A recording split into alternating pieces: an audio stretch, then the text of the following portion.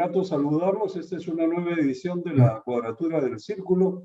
Esta vez contamos como invitado con el economista Elmer Cuba, director del Banco Central de Reserva, que ha tenido continuas intervenciones a lo largo del tiempo sobre la marcha de la economía. Y ahora quisiéramos conversar un poco sobre cómo anda el empleo en el país y cómo vamos a salir de esta situación, si es que algún día lo hacemos. En general, ¿qué implica que la economía crezca? Si crece 13% durante este año, como anuncian el MEF, el Banco Central. El año pasado la economía se contrajo 11,2%, pero de manera que para recuperar el nivel pre-COVID tendría este año que crecer 12,4% o algo así. Entonces el 13% alcanzaría para tener un pequeño crecimiento sobre el año 19, que tampoco es gran cosa, pero de ahí a lo que dice el ministro, de que somos el país que más se ha recuperado en el mundo, creo que hay una distancia.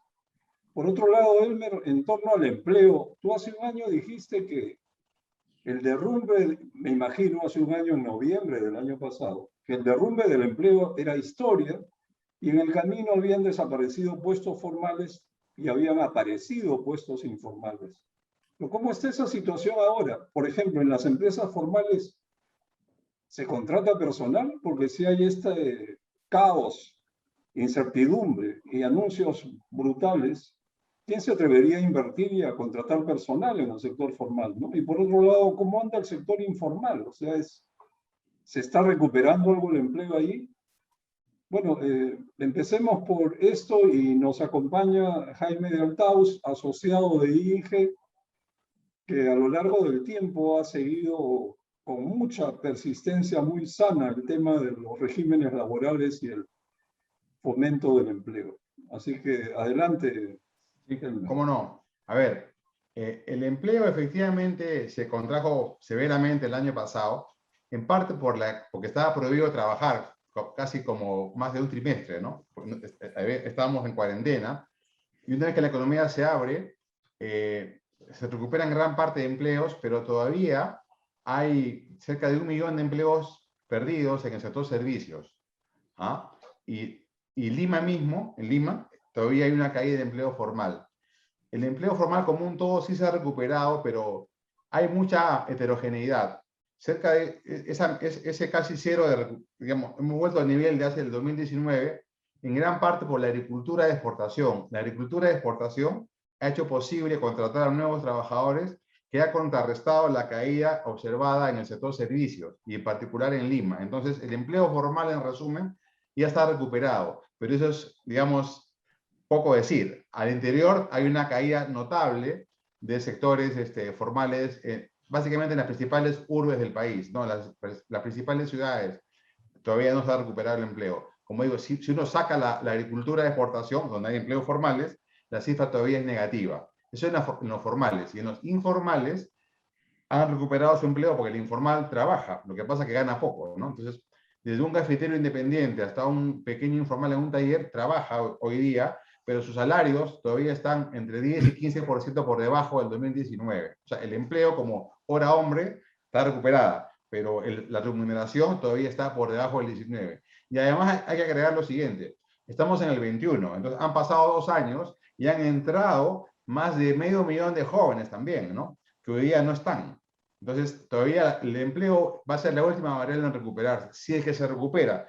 Ahora, creciendo a un ritmo de 2%, que se espera para el próximo año y todo el resto del quinquenio, después de este rebote notable de 13, no hay manera que el empleo mejore, ¿no? Lamentablemente está configurando un escenario muy malo para el empleo nacional, para la recuperación de la formalidad y, sobre todo, para el empleo juvenil, ¿no? Yo lo que estaba viendo, Elmer, es que el empleo que se estaba recuperando en el último trimestre móvil, como lo llama el INEI, ha vuelto a desmejorar, porque el empleo, digamos, el empleo adecuado, el empleo, sí, pues le llaman el empleo adecuado, ¿no es cierto? Está todavía bastante por debajo del año 2019, pero venía recuperando, venía mejorando. Sin embargo, en el último trimestre móvil, el empleo adecuado digamos, se ha vuelto a desmejorar. Hemos pasado creo que de 21 a 22% negativo en relación al 2019. Como ¿no? se ha agravado como un punto. Y de manera correspondiente, el subempleo, que sí ha aumentado tremendamente en relación al 2019, venía bajando el subempleo en relación al 2019, pero ahora ha vuelto a aumentar en el último trimestre móvil, lo que significa que, digamos, hay un problema pues, con la economía que no está respondiendo, ¿no es cierto? Se está frenando nuevamente, luego del rebote, y el próximo año de repente va a ser pues, muy malo si seguimos así, ¿no? Efectivamente, el próximo año, a ver, hay que distinguir mucho el agregado, el PBI agregado de cada sector, ¿no? El próximo año el PBI posiblemente crezca entre 2 y 3%, pero es porque Yabeco, que no estaba en la mesa, va a entrar a producir en un momento del próximo año, y también una recuperación del sector turismo. Por ejemplo, en la prepandemia, en el año 2019, llegaban a Perú más o menos 350.000 turistas mensuales, 350.000. Este año están entrando 70.000, ¿no? El último dato es un quinto. Entonces, ese quinto del próximo año suponte que suba de 70 a 140, que todavía está muy por debajo del 350, pero ya crece 100%, ¿no? Entonces, Claro, claro. en términos aritméticos, tienen un rebote del PBI por recuperación del sector turismo, en general restaurantes, alojamiento, más que Yabeco. Si sacas eso de la mesa, estás hablando de una cosa más cercana al 1,5, ¿no? Con lo cual, sí, pues Perú se está yendo a un estancamiento. No recesión, Perú es demasiado fuerte. No hay una recesión en Perú, una caída de productos. Eso está fuera de la mesa, ni siquiera con Castillo. Estamos hablando de una economía que crece 2% y es un desperdicio, pues, porque con estos precios del cobre y con este mundo que nos rodea, ¿no? Podríamos estar creciendo 6% sin ningún problema. Claro, sí, pues efectivamente. Pero resulta que la economía podría estar creciendo, pero no crece, ¿no? La cantidad de anuncios que generan tremenda desconfianza. Acaban de anunciar un cierre de minas. Todo eso acumula momento negativo, ¿no? Mira, lo que ha pasado hace unos días con lo de Mirta Vázquez y el cierre unilateral de unidades mineras es muy grave. Hemos retrocedido, es un retroceso institucional, ¿no? Perú, que es un país minero de clase mundial, ahí hemos disparado un tiro, ¿no? Porque normalmente estos procesos eran procesos administrativos bien manejados y se iban ampliando, como son minas de socavón, se va ampliando, pues, ¿no? Se va descubriendo y se va ampliando y así, a diferencia de minas que son de tajo abierto. Eso que es una realidad en Perú, básicamente en la economía del centro de Perú, que así operan las mineras en Perú por décadas, se ha malentendido y se ha atacado severamente la credibilidad, ¿no? Y eso no se recupera. Ya has perdido la palabra, ¿no? Todo el resto del gobierno, ¿no? En relación, el tema este que mencionábamos del empleo es muy serio, bueno, no solamente porque podríamos estar creciendo, pues si estuviéramos creciendo 6, 7%, podríamos estar creciendo a esa velocidad, dado los precios internacionales, y entonces habría una recuperación del empleo y de los ingresos y todo lo demás. Eso no está ocurriendo por las razones que conocemos, pero además se está agravando por estas cosas como la Agenda 19 del Ministerio de Trabajo. Es decir, la política laboral del gobierno consiste en agravar el costo de la formalidad, es decir, encarecer aún más el costo y la rigidez de la formalidad, de modo tal que la exclusión, digamos, de las mayorías informales es irreversible, es imposible de formalizar en esas condiciones. Entonces están... claro, se ha convocado recientemente al Consejo Nacional de Trabajo, pero ya sabemos que eso es un ritual pues, que no funciona. A veces es para rendir culto pues, a la supuesta concertación, pero apenas se sientan y empiezan a tocar temas de fondo, la CGTP se levanta y se va, ¿no? Porque no quiere entrar a ver los temas de fondo, es decir, las reformas que hay que introducir a la legislación laboral, que es demasiado rígida, demasiado excluyente, ¿no? Entonces, por un lado tenemos el problema de en fin, de la incertidumbre generada por el asunto de la Asamblea Constituyente y todo lo demás. Y ahora lo de las minas, como mencionábamos. Y por otro lado, estas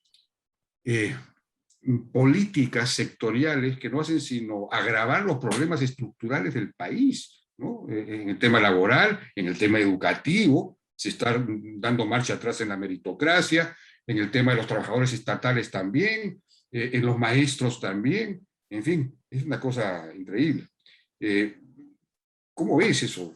Sí, a ver, la verdad es que es una lástima que lo que está pasando en nuestro país, ¿no? Porque el voto que ha puesto al profesor Castillo en el poder es un voto que legítimamente quería mejoras, ¿no? Legítimamente los votantes quieren mejorar sus oportunidades en la vida, ¿no? Que el Estado te dé mejor educación, salud, que pueda haber movilidad social, premio al esfuerzo, meritocracia en el mundo privado, y eso, y estabilidad macroeconómica, y eso pasa por, digamos, conocemos eso, ¿no? Esos caminos, para que la economía crezca 6-7% al año sin ningún problema, porque hay muchos nichos que están subexplotados en Perú y la inversión está lista para actuar ahí si hubiese menos riesgo, ¿no? Estaríamos pues encaminándonos a una situación con mejor empleo y sin duda hay que afinar también en el camino las legislaciones tanto de la pequeña, digamos, el núcleo gordiano acá es la legislación de la pequeña empresa, porque la informalidad ahí es del 90%. No es en la gran empresa. La informalidad de la gran empresa y la mediana es de 20%, es francesa, es japonesa, ¿no? Ahí solamente es un tema de SUNAFIL. Cuando uno habla de informalidad laboral, tiene que pensar inmediatamente en la pequeña empresa, y ahí hay una mala legislación, ¿no?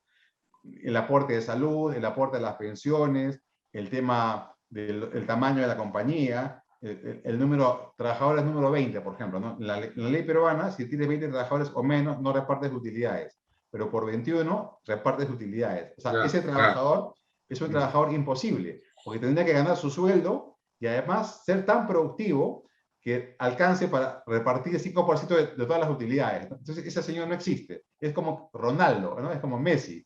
Entonces, las empresas se plantan en seco antes de 20, ¿no? Entonces, el diseño está pensado para una microempresa que además también la informalidad es el paso natural para una pequeña empresa, ¿no? Se ahorra aportes de salud y aportes a pensiones. Entonces, ambos se van a medias con el trabajador, ¿no?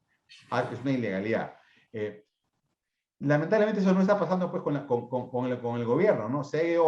Es un gobierno que está retrocediendo en las reformas y está quitando el derecho al trabajo, ¿verdad? Todo al revés, ¿no es cierto? En lugar de darle derecho al trabajo a estos jóvenes, a este mundo informal, les está con estas medidas que pretende poner el Ministerio de Trabajo, ¿no es cierto? Es separar más de la formalidad al grueso de peruanos. O sea, es increíblemente reaccionario, en verdad, ¿no? Está creando una casta laboral y estás prohibiendo, alejando el derecho natural, laboral, perdón, el derecho al trabajo que está en la Constitución, lo estás alejando, estás haciendo todo al revés y mal, ¿no? Así. Y todo por beneficiar pues a esa aristocracia laboral, ¿no? De la CGTP y todo lo demás. Que además no son tus votantes, que no son tus votantes son los otros, ¿no? Son los Tus otros, votantes son los exactamente. informales.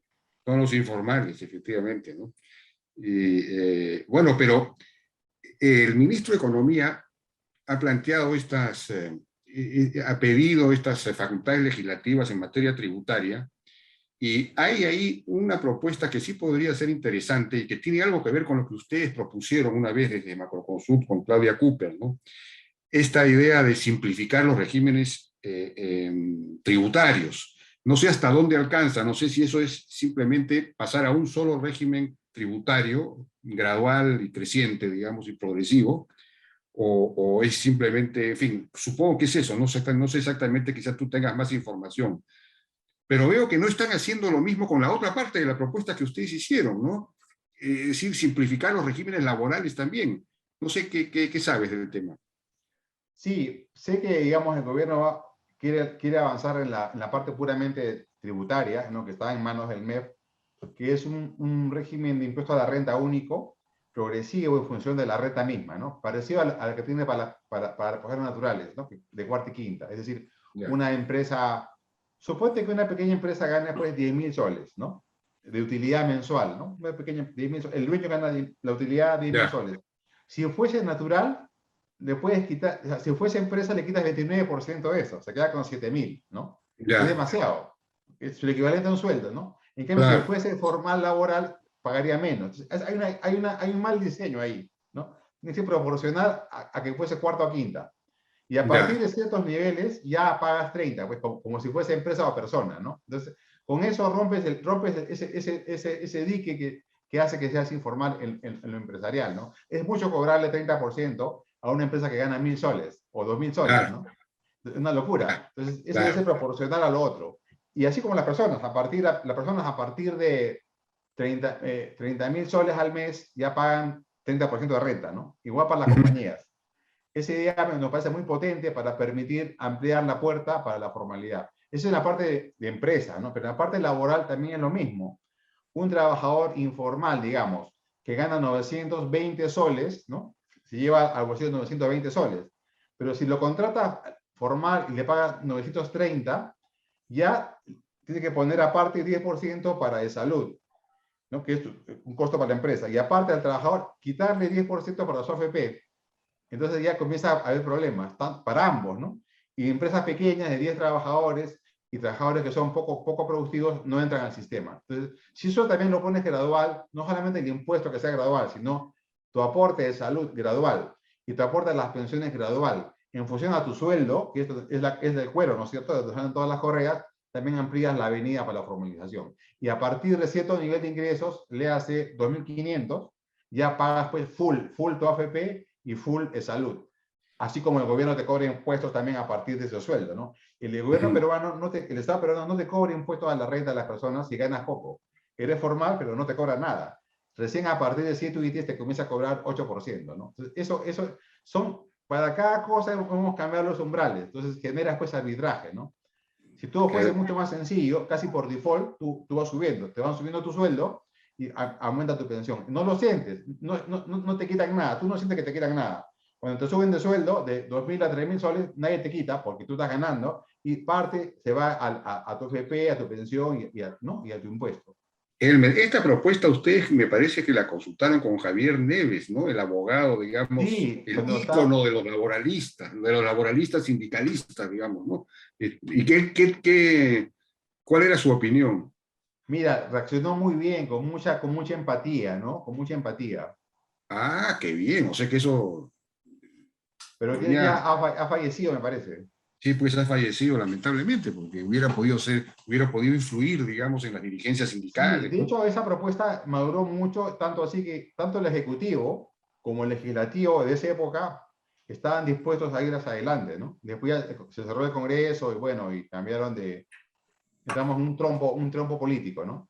Claro, Elmer, sí, pues. entonces, por lo que entiendo, la propuesta que hicieron era orientada hacia un régimen único progresivo, en Tanto vez en lo de, laboral como en lo tributario, en lo laboral y en lo empresarial. claro, porque el pecado original peruano permanente es que cada gobierno crea un nuevo régimen o le cambia las siglas o inventa algo nuevo y al final tenemos 3 o 4 regímenes que no conversan entre sí, la transición de uno al otro no camina. Lo Claro. más irónico, Elmer, es que se llama régimen general del empleo al del trabajo formal, donde está la 15% y con suerte de la población trabajadora. Así que no se ha logrado consenso. ¿Por qué crees que Pero no se ojo, logra nosotros consenso? mismos hemos diseñado ese sistema. O sea, nadie nos ha obligado, ¿no es cierto? El Fondo Monetario, nadie nos ha obligado a diseñar pésimamente la parte laboral y la parte tributaria en ese segmento, ¿no? Nadie. Y por eso que Perú,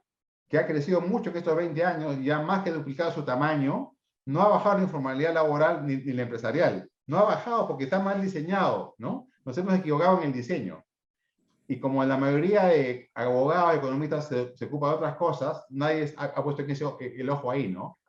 Entonces, hay que ir por ese camino, ampliar las avenidas para la formalización. Ahora, tampoco es la panacea, ¿no? Porque hay un grupo que sí se puede formalizar y otro que no, porque en verdad es poco productivo y eso tiene que ver ya con el desarrollo económico, ¿no? Pero Perú tiene un sobrepeso en la informalidad que no está relacionado al PBI peruano. Nos corresponde más o menos 50%, 40% de informalidad, no 70, no 80, ¿no? También hay una enorme ideologización sobre el tema, ¿no? Básicamente se ve como una especie de pecado y se trata de inducir a las empresas a formalizarse cuando materialmente no lo pueden hacer. Entonces estamos en un mundo ideal que no funciona, el consenso de la izquierda pesa demasiado. Recuerdo cantidad de veces que han llegado propuestas interesantes a la discusión en el Congreso, pero basta que algún dirigente o líder o congresista de izquierda levante un poco la voz y todo se desinfla, ¿no? Incluso hay Y se ha propuestas vendido mal populistas también. hasta de partidos de centro, ¿no? No es... Lo que pasa es que nadie quiere quitar a nadie derechos laborales, ¿no? Quiere dar derechos laborales a gente que no lo tiene. Un trabajador formal de una empresa industrial de más de 100 personas tiene todos sus derechos, no le vas a quitar ni uno.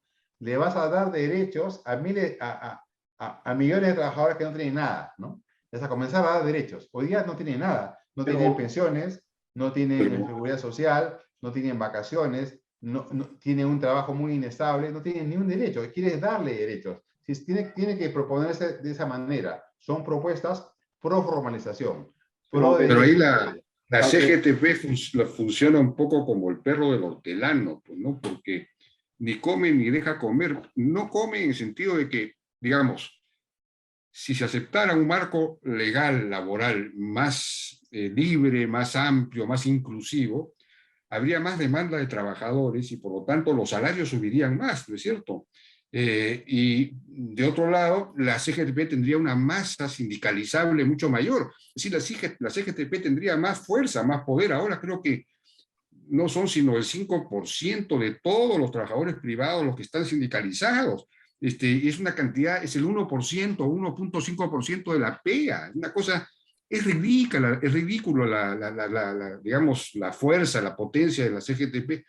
Podría tener mucho más potencia si aceptara un marco mucho más abierto que permitiera la inclusión de mucho más gente, entonces tendría mucho más fuerza. Yo no entiendo cómo... es un poco falta de visión, ¿no? Es verdad, es verdad. Si hubiese más trabajadores formales, la masa sindicalizable sería pues 5 veces más y tendría mucho más poder y más legitimidad y más fuerza, incluso a nivel político, porque hoy día, acuérdate que en los últimos 20 años los candidatos al Congreso de la CGTP no salía ni uno. La ideología te ciega, ¿no? Sobre este tema de ideología, quisiera contarles brevemente. Tú dices, la gente que no tiene derechos aspira pues a llegar a tener algunos, ¿no? Suena muy lógico. Entonces, en la ley MIPES que dictó el gobierno de Alan García I, o 2, perdón, y en ese momento, antes de que se produjeran estas normas, hubo una encuesta a nivel nacional donde los encuestados eran mayormente gente desempleada y trabajadores informales.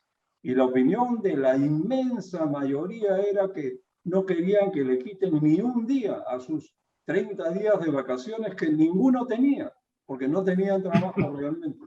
Esa progresividad aquí no la acepta la gente. La gente lucha por tener 30 días de vacaciones que nunca ha tenido ni tiene cuando es informal. ¿Cómo ves eso?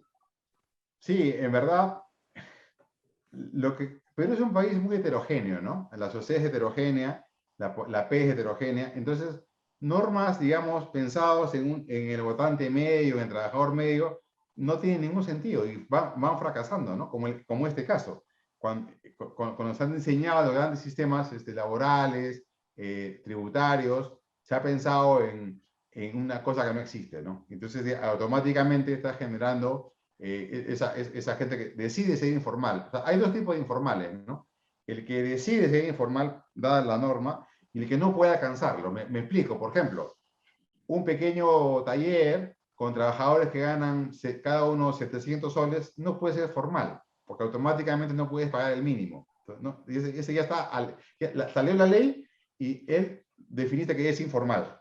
Pero hay otros que sí pueden cumplirla, están encima de ese umbral y deciden salirse, ¿no? O sea, hay muchos trabajadores que ganan más del mínimo, ¿no es cierto? Hay 2 millones de trabajadores que ganan más que el mínimo, entre el mínimo y 5.000 soles. Esos podrían ser formales, ¿no? Porque ganan más que el mínimo, para comenzar. Y deciden no ser informales. Estas propuestas van a ese segmento, al que ha decidido ser informal por las normas. No van al que está abajo, porque el que está abajo no podría, ¿no es cierto?, ¿cómo vas a afectar la formalidad a alguien que gana 800 soles? No puedes, porque el mínimo es 9.30. Tenés que bajar el mínimo. Eso es imposible, ¿no? Tienes que Bueno, esperar que Jaime, ese señor Es- comience a ganar más en el tiempo, nomás. Ese es el tema también del salario mínimo, ¿no? Que es otra discusión, porque si el salario mínimo es muy alto en comparación al salario promedio de la población o al salario promedio de los informales, nunca vas a poder formalizar tampoco, ¿no? Ese es un Ese ha problema. sido otro de los problemas de cuesta decirlo, pero la informalidad tampoco ha cedido porque el mínimo se ha pegado a la media siempre. Entonces, cada vez que Perú crecía la media de los ingresos y el mínimo se subía. Entonces, no permitía que la gente fluya a la formalidad, ¿no? Ha sido Claro, pernicioso subir tan rápido el mínimo, ¿y que qué siempre ha claro. piensas, estado en qué la piensas, mediana, ¿no? Elmer, de esta política de bonos, como por ejemplo los 210 soles que han ordenado a las empresas que paguen? Mira, ese es un experimento keynesiano, así, en estado basal, ¿no? Keynes decía, cuando hay una recesión, cuando la gente está, digamos, de pronto deja de gastar, Keynes decía que debías pagarle para que haga una zanja y tape en la zanja, ¿no? O sea, decir que no haga nada, pero darle plata para que reactiven. Eso está exactamente eso, en estado basal puro es este bono Yanapay. No es por COVID, es simplemente te doy plata para que la gastes tú porque yo no puedo gastar. El gobierno, ¿no? Se declara incapaz de hacer multiplicar ese dinero y prefiere dárselo a la gente. Es un experimento que funciona en el corto plazo, reactiva. Y en parte eso, también estamos rebotando por eso, en parte. Pero tiene pies muy cortos, porque no sube el PIB potencial, ¿no? O sea, reactiva alrededor de una tendencia baja. Entonces no Pero tiene mucho, yo me refiero, es muy corto alcance. yo no me refiero al bono Yanapay, sino a los 210 soles de incremento en el sueldo que han ordenado.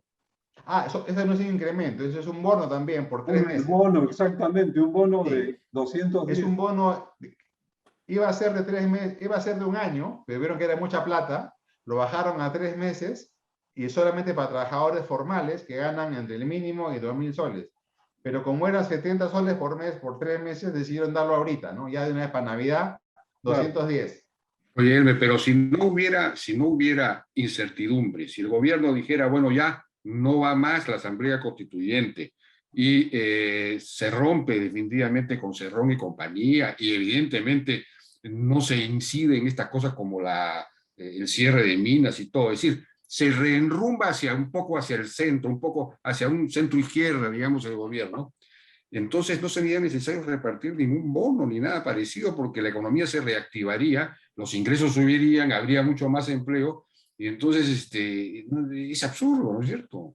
No, de acuerdo. O sea, lo que estoy diciendo es que esa medida puramente keynesiana se aplica en contextos muy especiales en los países avanzados, ¿no? Pero cuando claro, quieres volver rápidamente al potencial. Acá no, Claro, porque tu potencial está plano, ¿no? Mejor es lo otro, que sube claro, potencial, con la medida que sube tú dices, potencial. ¿no? Entonces estamos tomando una medicina que no te va a aliviar, ¿no? Es nada, se Claro, agota, digamos, en el verano, eso como es, reactivador, ¿no? esto es dinero de helicóptero al más puro estilo. Además, se traduce en endeudamiento.